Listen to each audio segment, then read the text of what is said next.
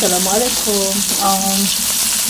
Tadi saya tumis bawang sekali dengan lebih kentang sebab nak bagi cepat empuk. Cepat empuk. Jadi okey, dah garing, baru boleh masukkan air. Dah lama dah tak masak macam ni. Nanti boleh kecap, garam atau serbuk perasa. Air kena banyak sikit sebab nanti dia akan surut.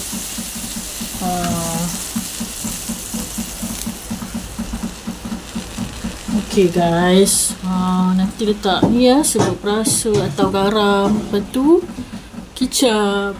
Kalau ada sos tiram pun boleh. Lagi sedap. Dah lama dah tak masak macam ni. Kadang-kadang boleh juga letak soun. Tangan. Kadang-kadang boleh letak soun.